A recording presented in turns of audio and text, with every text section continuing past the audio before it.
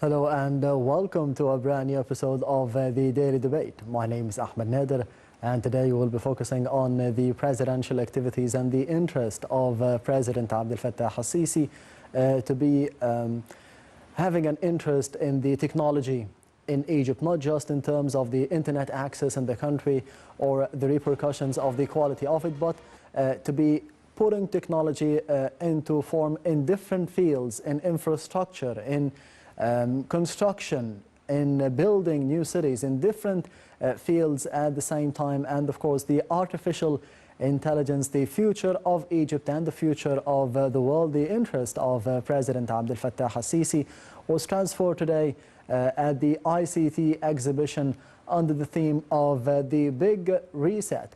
Under the auspices of President Abdel Fattah al-Sisi, the exhibition was held in Cairo for the 24th round. We will be focusing on the 24th round and the inauguration of it, and the interest and the efforts of President Abdel Fattah al-Sisi in the past 6 or 7 years in this field. And tonight I'm honored to be having with me in the studio Mr. Mohammed Azam, the board member of the International Association of the Management of Technology. Mr. Mohammed Azam, thank you very much for being with us today on the Daily Debate. My pleasure. Thank you so much and for receiving me, and always be delighted to be part of the Daily Debate. The pleasure is all mine. Speaking about the ICT and the 24th round of it in Cairo here in Egypt, what is the importance of it and what it is about in general? Actually, as you said, it shows the importance of the technology in general, because it's becoming a cross-cutting thing for all industries. It involved with the business practices, with the education, with the smart cities, the healthcare system, even the work environment, yes. the work dynamics. Technology is always touching every aspect of our life, and thanks to COVID, I think it's one of the positive things that that happened because of COVID is that we realized, or many of the people realized, the importance of the technology and how the technology could change the life and could enhance the quality of life for individuals, for businesses, for everyone.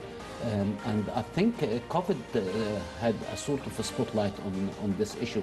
We've been missing this kind of spotlight because people were always debating about how the technology could help me as an ordinary citizen, or having a small business, or dealing with the government, or doing something related to my life.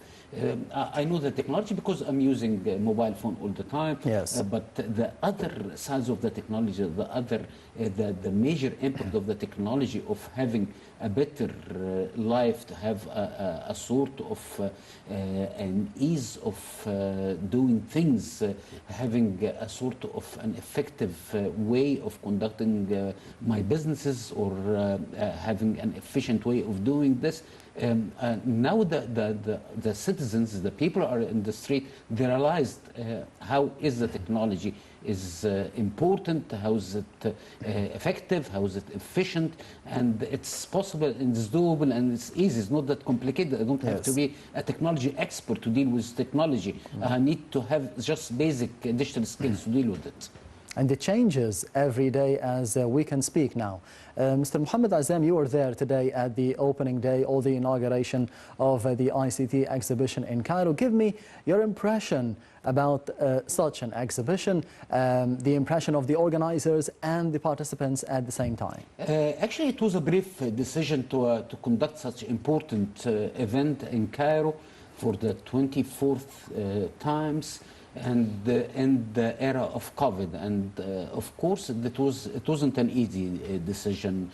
However, there was a brief decision of having or holding the conference and the exhibition this year. Yes. And the main theme is maybe is the smart transportation. beside the digital transformation of the governmental activities, beside the financial inclusion, the fintech or the technology in the financial sector. Yes.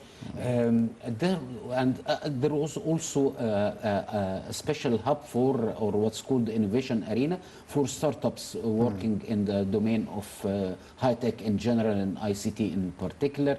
And we saw maybe 25 young entrepreneurs doing great things, exhibiting beside the larger corporations, beside the telecom operators, which is very important to connect the ecosystem together, because the big companies, the big names, the big players, always there is a need to be connected with the startups. Yes. To be gaining more ideas. To gain more ideas, to build business ties, professional ties, to know that some youngsters and some great Egyptian youth are doing or developing very advanced technology in very advanced domain like the artificial intelligence, smart transportation, the fintech, and so on and so forth.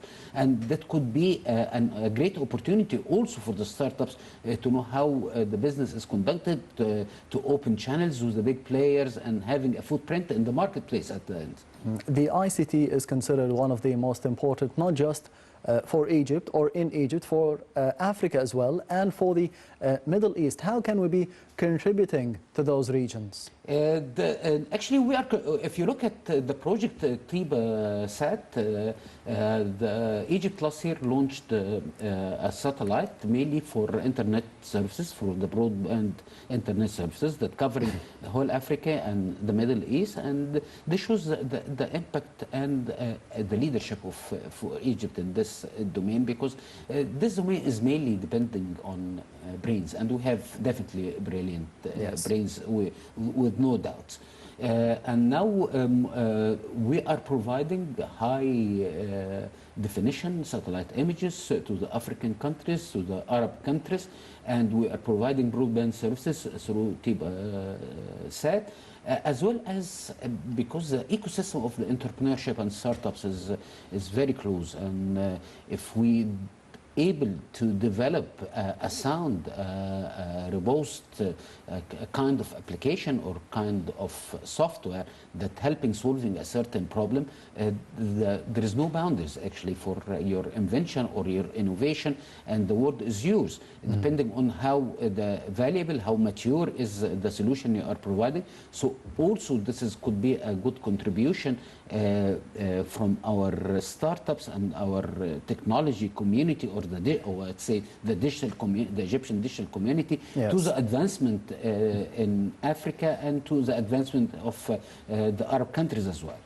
The ICT this year is being held under the theme of the Big Reset. What does that mean? Actually, because we're having a new world, we're having a post-COVID era. Actually, the crisis is not over yet, and we're still in the middle of it. We've witnessed the second wave hitting all over the world. Look at the confirmed numbers in Europe, in the United States, in Brazil, in India, and so on and so forth. So actually, COVID is considered as a real inflection point in the history of the mankind, because it's disrupted everything in our life, starting from the personal hygiene to the healthcare system, to the education system, to the economy, to the how we conduct work. The whole routine that we're used to.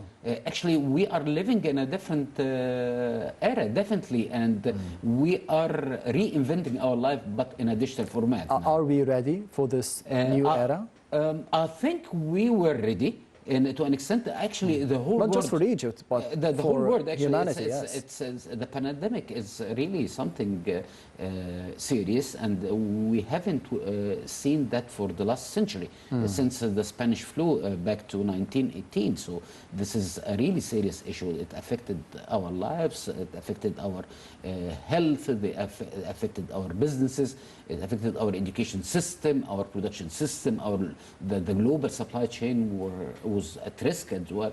So it's a big reset because we realize the importance of having more technology, or depending on the technology in a different way, And I think the healthcare system, especially the healthcare system, will lead the next wave of innovation and technology, because we realize that we need food and we need medical supplies, and Yes. we need something to saving our lives. Rather than having a nice app on the store, we need more serious things. We need technologies that could forecast and foresee the spread of the virus. We need to have a way to fight the virus. We need to go to the infected areas through robots and through drones. We need to have another effective vaccine. And this wouldn't be able to be happen unless without the using the technology in very precise, concise, and very heavy way of doing things, and integrating different technologies altogether and fighting the virus. The people all over the world, the health authority all over the world use thermal cameras, use mobile apps, use artificial intelligence, data analytics, the big data, the artificial intelligence, the simulation. So that's why I'm saying that the healthcare system will lead the new wave of innovation and paving the way for great inventions and great products and services based on technology, definitely without hesitation. For the upcoming 2 or 3 days, what are the topics that you expect will be tackled, more importantly, during the ICT? I think the more talks will be about the financial inclusion, about the utilization of technology in the financial sector, having encouraging the way we are transferring money or receiving money, what's using the mobile wallets. I think there will be another talk about having more services online through the e-government project, a very ambitious project. We would have talks about utilization of technology in the area of trade, utilization of technology in the tax system, in the customs systems. And this is definitely will spotlight or shed light on the importance of the technology on our daily life, which is very important for the many people, the ordinary citizens in the streets. Actually, this is showing the importance of technology, the importance of consuming more technology, because this will lead definitely to having a modern, competitive, and what's called resilient ecosystem, because COVID showed us that we were working in silos, we were discrete and disconnected, and I think being discrete and disconnected is not an option anymore. We need to be connected, we need to be agile, we need to be resilient, we need to be ready for emergencies. We need to be having a sort of connected intelligent systems, not only system, that capable of forecasting and foreseeing the future, as well as to be dynamic and to be agile and to be responsive to the very sophisticated consumer demands that are changing every day now. Yes, this is the 24th round of the ICT. Why do you think Egypt came up with the idea 24 years ago, or through the 24 rounds, and what did we gain and what did we contribute to Africa, the Middle East in the process? Actually, before COVID, of course, the event was hosting many senior officials from our neighborhood, mainly from Africa and the Arab countries. And this showed the importance of having Cairo as the main hub of technology. Because even if you look at the different countries around us who could be more attractive for startups and tech companies, but who's working there? Who's taking the invention and innovation there? Actually, most of them are Egyptian startups and Egyptian minds. So the technology, the beauty of the technology is totally dependent on what's called the brainware. And definitely we have great brainwares everywhere around us. Yes, President Abdel Fattah al-Sisi is always speaking about the digitalization of the state entities and how to be building 4G cities and new cities and smart cities altogether. In terms of the ICT, what can it add to the digitalization of the state entities, and a quick comparison with what happened under the tenure of President Abdel Fattah al-Sisi in the 6 or 7 years that passed? Let me tell you something. His Excellency, the President al-Sisi, always saying that digital transformation is a matter of national security issue. Why this? Because this gives a message to the world that we are competitive, we are modern economy. We are capable to deal with the 21st century tools, and we are using or consuming technology to the maximum to serve the individuals and serve the businesses. We having a sort of e-government services, which means more transparency, which means more governance, and this is very important that reflecting on your indices on the international reports, because any investor will not come because you have a nice ad in the TV or a nice ad in a newspaper or a magazine. They read in a very thorough way the international reports. And if you look at the global competitive index that always has been issued by the World Economic Forum in Davos, if you look at the 12 pillars of the competitiveness, they are mostly dependent on technology. There are some pillars that totally depending on technology, like the business dynamics, the innovation capacity, the government adoption of ICT, but the other pillars are also dependent on technology, like the infrastructure, the healthcare system, the skills, the education system, the macroeconomic stability, and so on and so forth. So this will give you a better position on the global ladder of competitiveness. That means you would be more attractive to investment, and more investment means more creation of jobs, more balance of your trade, more income to the citizen, which is called GDP per capita, because you are increasing your GDP, and of course will reflect on every one of us. Yes, speaking of the artificial intelligence, we've heard this term through the movies and through the films, but how can we apply artificial intelligence in Egypt, and more specifically, as we saw through the ICT, that we need to be applying the artificial intelligence for the construction of new roads, for the development of transportation in the country? How can this add to this field? Actually, artificial intelligence is always there, but we don't see it. It's there in your mobile phone. It's there in your PC. It's there in your car, and so on and so forth. So artificial intelligence is becoming embedded in every aspect of our life. Yes.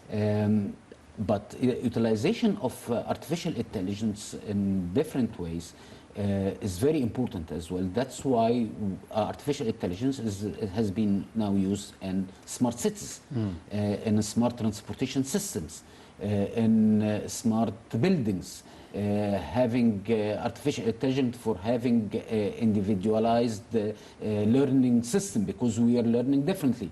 Having the artificial intelligence in the healthcare system for forecasting, it has been heavily utilized during the COVID crisis in forecasting the spread of the virus, using supercomputers and artificial intelligence algorithms to develop new vaccines. Yes.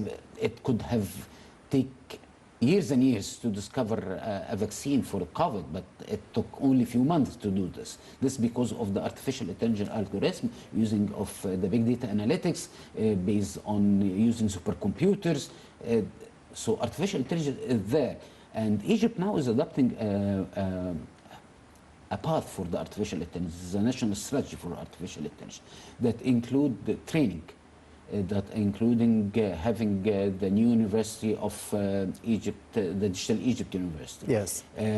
For training youth on very advanced areas of high tech, like the big data, the analytics, the simulation, even the digital arts, and dealing with the web tools and using them into application in education and healthcare and industry. And one of the great things of artificial intelligence is in industrial sector, and we look at the last industrial complex has been opened by His Excellency the President. It was mainly based on very advanced intelligent machines for the textile. Artificial intelligence is simply paving a way for another inflection point. It means that you will have the tools to be more productive, to be a global player in the trade system, to have an efficient supply chain management, providing services and goods to the people at reduced cost, because now I can estimate things, now I can deal with my resources in a different way, in an efficient way, which is definitely will reflect on the prices that we are paying as individuals, as citizens at the end of the day. So artificial intelligence is there, and it will be there, and this is be the future. That's why Egypt is adopting a new strategy in the training, on the training level, as well as on the application level. Speaking of the other countries in terms of industry and agriculture, like China, India, the United States, what are the typical forms that were used through the artificial intelligence and the advanced technology to be advancing those sectors in those countries? Actually, as from the management of technology perspective, you are using the appropriate technology. Yes. It's a combination of everything. I might using very high tech, I might use emerging technology, I might use medium technology serving the purpose of a certain industry. For example, back to the agriculture sector, which is very important, and because it's the main source of food to citizens and individuals. If you look at the quantity and the diversity of technologies used in this domain, starting from soil and air sensors, for example, starting from using Internet of Things for monitoring the irrigation system, or having what's called a smart irrigation system, using big data analytics to forecast the crop and the produce development, using drones to monitor crops and produce, using mobile apps for having a better logistics system, taking the produce from the field to the manufacturers and then to the market, using smart transportation system to minimize the cycles of handling produce and goods. Yes. So it's endless. The application really are endless, and that's why we call it the appropriate technologies, because it's not only high tech, but it's a combination of everything. And this is what happened actually in fighting the virus eruption since March 2020, because there is no fine lines between technologies now. Most of the technologies are more of an integrated technologies.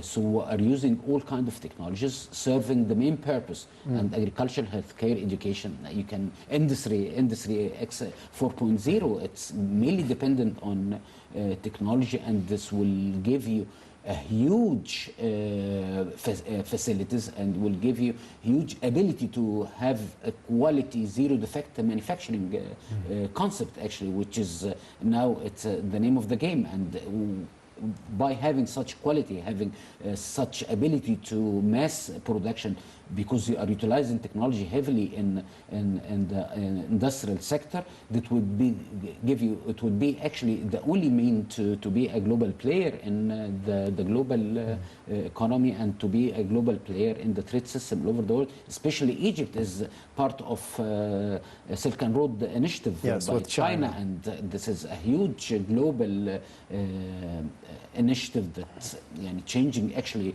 the way of selling products and services all over the world, not only in this part of the world. Yes, how do you describe the interest or the efforts of President Abdel Fattah al-Sisi in this field in specific, through the ICT, through integrating technology through different fields in Egypt when it comes to be the transactions, the financial transactions between the government and the citizens of Egypt? How do you see the efforts of President Abdel Fattah al-Sisi and the cabinet of Prime Minister Dr. Mustafa Madbouli in the past years to be integrating technology in everything that we use for the future now?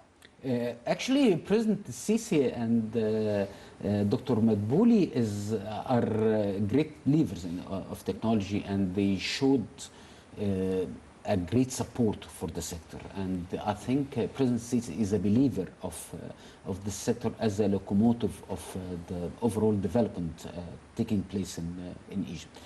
That's why if you look at Ministry of Planning and Economic Development, included 10 billion Egyptian pounds in this fiscal year to support the digital transformation projects, as well as there will be a fund of 20 billion Egyptian pounds for supporting the digital transformation, small businesses and startups working in the domain of digital transformation, the fintech and the high tech in general. There is now national initiatives and national strategies for artificial intelligence and digital transformation. There is a strategy for the e-commerce. There is a national strategy for modernization. The whole trade system has been untouched for years and years, almost 5 decades now. There is a national strategy for having a sort of transformation of the whole industrial sector based on the concepts of Industry 4.0. So the support of His Excellency the President is very clear, and I think he's mandating the government to follow his vision in this regards, and the legal system now are supporting this kind of transformation. We have the personal data protection laws, we have cybercrime laws, we have the National Council of e-payment, we have the National Council of the Digital Community. So things are moving and moving rapidly, and I would say in the right direction. If you would be able to visit the exhibition, you see how most of the government entities are there. They are all integrated. They are working using technology. They are providing their services over the internet to businesses and to individuals in a very transparent way, in a very efficient way, and the governance is there. And one of the great things I think is the governance, and President Sisi is always saying and emphasizing on the concept of having a sort of a very clear governance in all the governmental activities all over the country, and this definitely would give the proper image to the outside world as well, indicating that Egypt is changing. Egypt is becoming another player in the global market. Egypt is becoming a modern country that using modern technologies. We have the skills, and we are providing people with the right skills, especially the digital skills in all different domains of the technology. And this is a great message, and this would change definitely the mindset and the mental image of investors and the international organization all over the world about Egypt. If you look at the latest report by the IFC and IMF regarding the global performance economically, you would be amazed that Egypt is with just a few countries who are now during 2020 having a positive growth, while United States having a negative growth of 6%, Eurozone having a negative growth of 9%, Japan 6%, England almost 7%. So we are very proud of having such government and such vision by the President and by the Cabinet. of using the technology heavily in every aspect, because this is the future. Yes. And without missing this wave, it would lead definitely to unpleasant consequences. So we are not waving the wave. We are trying to be along the wave and even be ahead of the wave, hopefully, inshallah. Yeah, speaking of transparency through technology, everyone is going on their mobile phones, the laptops, the computers, the personal computers as well. But we can see technology, but we can see the result of technology and the result of the artificial intelligence. And I would like to ask about the economic results, the financial results, the amount of investments that could be pumped into the Egyptian economy through the ICT, through the artificial intelligence, through those exhibitions that are building for the future. Let me tell you, I think ICT sector is growing by double digits, which Yes. is something amazing compared to traditional industries. And this sector is the only sector who's capable of delivering unicorns. What's called unicorns, it's the billion-dollar companies. And now we have an Egyptian company which is listed in London Stock and Cairo Stock, which is now is evaluated by $1 billion US dollars. Working in the fintech area. And there is another company which is a startup and could be the second unicorn, which is working in the public transportation using mobile app. And I would say very soon there would be another unicorn in the public transportation or the smart transportation system. So this is how you make things. You grow businesses in the area of ICT, and then few of them will be unicorns, and unicorns will create, will spread the positive virus, and will have a role model like the two companies I've just mentioned. The youth and the startups would follow to create unicorns, and this is what happened actually in the Silicon Valley in the United States, where the great IT companies were founded there.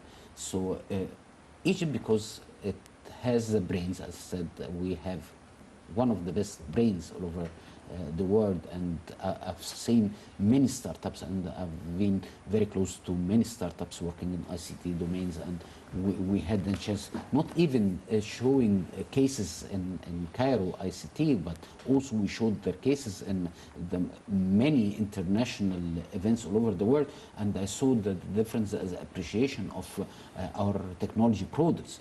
So technology is the way to create wealth. And by having more innovation, and the more challenges you have is the more innovation that you can provide, because challenge equals opportunity. So, and the challenge is only solvable through utilization of technology in a different format in every sector. Just name the sector, I would say the technology is playing the principal role of advancing this sector, having this sector more competitive and being able to be more productive, which definitely will reflect on your international indices all over the world, and by the reports issued by the World Economic Forum, or the reports by the World Bank or IFC or IMF.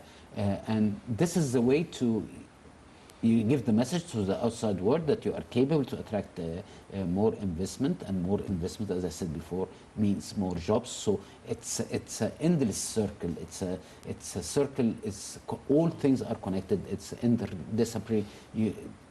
Technology at the core of everything. If you look at Egypt Vision 2030 on the different pillars, yes, you can easily see the technology is there embedded in each sector, and without having this technology in each sector, I think it will be very hard to realize Egypt Vision 2030. That's why President Sisi is quite a believer in the role of technology, and he's supporting the sector in unprecedented way. Of course, we haven't seen such support from the political leadership for years and years, except with the President Sisi, and he's pushing the sector far further towards more productivity, more competitiveness, and to have more success stories in this domain. One of the sectors that we hear about a lot in the past few years is financial inclusion in Egypt. What is the importance of technology in financial inclusion? The financial inclusion itself, how is it important for the Egyptian citizens' future? And where are we now in terms of applying such a concept? We've started, I think, aggressive, in an aggressive way maybe 3-4 years ago, even before COVID. And the financial inclusion rate was like 13%, and now is like 33-35%. Of course, we are very ambitious to be more and more. And I think with using the technology, using this mobile phone, because maybe most of the people are not familiar, they are not at ease dealing with the typical financial institution like banks. They are more competent and they feel more at ease using mobile phones. That's why the financial inclusion through the mobile phones would be very efficient way and will increase the number of the people included into the financial system, because having the cash outside of the financial institution is something very bad to the economy. The money should be within the financial sector to be invested and to have a return on such money, and of course this will have a return on individuals who are having saving. But the different, we are now facing, because of the technology, different way of dealing with things. A few years ago, we were dealing with only ATMs. Now we have like 95% of Egyptians are using mobile phones, like 75% they are using smartphones. So it's a huge percentage of the population. That's why including such way of doing things through the mobile phone, I think will have a leapfrog for the in the sector of the financial inclusion, and will increase the adoption by far, because it's easy to deal with mobile. People are using the mobile, they're using their apps a lot every day. So what I need to have an easy way to do things and have a sort of awareness, and to have inclusion for all parties, not only individuals, because I could have a mobile wallet, but if I go to a grocery or a pharmacy and they accept only cash, so this it will lead to nowhere. Yes. So I need to include the all parties, even the small merchants, having a sort of incentives for them for using electronic payment. This would definitely will have a great impact, because we are having the technology, but we are not using this kind of technology, or what's called the fintech, to the limit. To the limit, because the acceptance ratio is still below expectation, because it's mainly we need time to change the mindset. I think we need time, we need incentives, and we need to impose some regulations on this as well. And if you look at the countries who made a great success, like India and Kenya, in this regard, and have a tremendous improvement in the area of financial inclusion, they have done this through mobile wallets, using mobile phones, through the mobile operators. And beside the awareness, beside having a sort of incentives, they force it by regulation. You need to say that maximum by a certain amount, I'm not going to receive the cash, even with intermediary. Yes. Because now, of course, there is a law that our ministerial decrees that is saying that more than £500 you need to pay it electronically, but however there is an intermediate entity that taking the cash and then transferring the money electronically through their system to the governmental entities. However, I need to have a bridge of this intermediate, because I need people to encourage people using this kind of instrument for their benefit. For the benefit, for the easenesses of doing things. Security. We need to inform them that it's very secure. Nobody will hack your mobile wallet, and if under any circumstances you are protected by the regulation, and you don't need to pay extra money for having your to pay your fees, paying your bills, or you need only to use your mobile, and it's very easy application. And during COVID, people again realized that importance of having, because we were totally isolated, there was a great lockdown, and people started to use mobile wallets more. They realized that I can transfer the money from my mobile. Why should I go to the bank to do this? Why should I go to the grocery paying cash to the people or the man standing in the grocery or any sales outlet to pay money to transfer to someone else? So I can use the mobile, transfer the money directly. I don't have to go through all this hassle. So it's a culture. And with more easy application, with more convenience, I think the rates will be higher. With more regulations and having a sort that we need to do this by the end of 2022, no more cash under any format. And if you look at, I was in India last year before COVID, and people are paying to a small motorcycle using barcode by their mobiles. And India is very similar to our case. And if you look at Kenya as well, 6 million farmers are using virtual money to transfer money from one to another, and this virtual currency become the main currency, not the official currency. So everything is changing. So there's a need, always a need, but how convenient it is, how easy it is, and how the regulation is helping me to do such things and to move me, to push me in this forward, in this positive direction. Yes, and it's all about the change of culture and the change of the mindset for the Egyptian citizens to be looking into the future in terms of financial inclusion, artificial intelligence, and the main topic of tonight, the exhibition, the ICT, which was held in Cairo under the auspices of President Abdel Fattah al-Sisi. We will be having more information about the digital transformation in Egypt in the upcoming few years, so let's see it.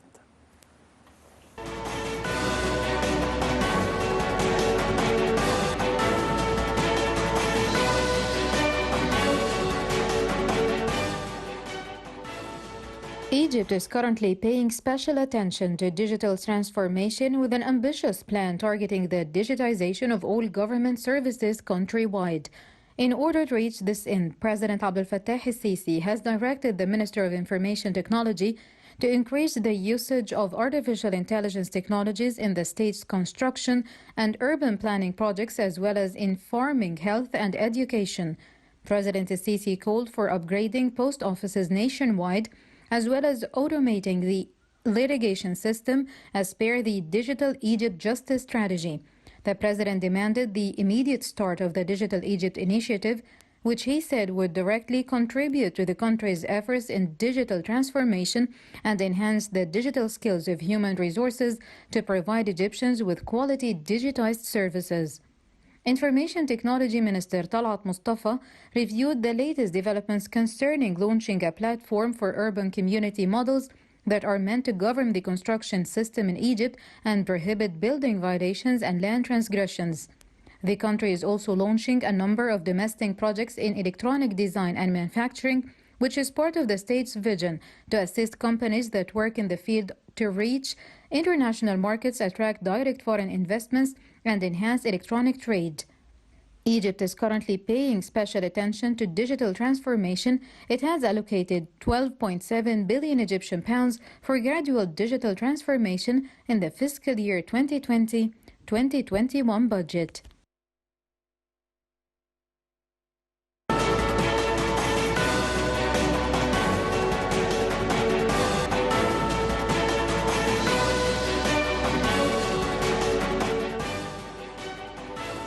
We had a report about the digital transformation in Egypt in the upcoming few years, and one of the main topics and one of the main fields that we will be focusing on tonight through the daily debate is the construction of the new cities with a new generation of technology. Mr. Muhammad Azzam, the importance of having new cities with a whole new outlook for the importance of the living standards of the Egyptian citizens in the future. We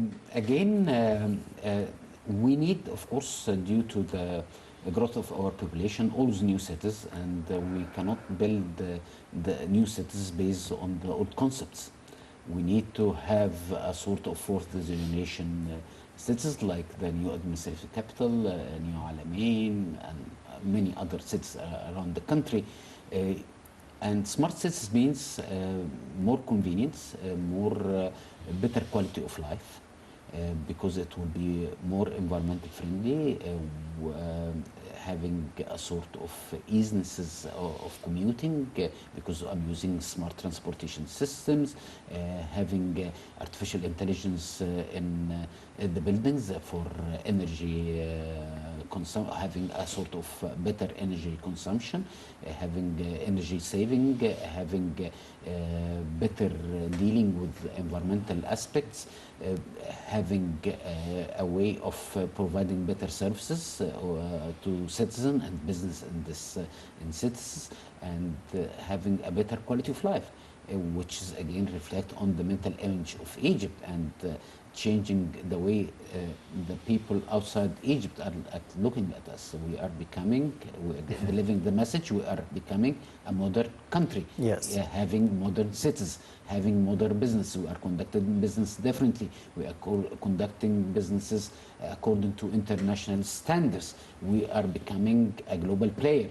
A lot of messages, and of course having this kind of life will affect the quality of life for citizens, and also will affect the ease of doing business for business on different scales, the big businesses, the small businesses, the micro businesses.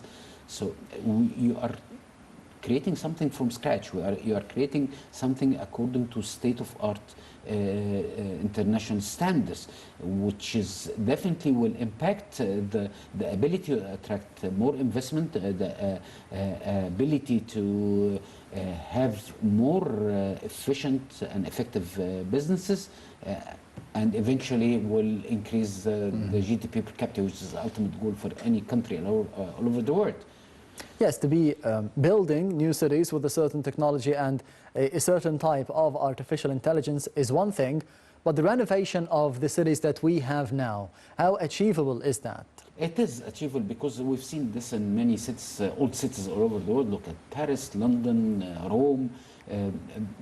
Thanks again to the technology, because the technology, for example, in a city like Cairo, is a very big city, one of the biggest cities all over the world.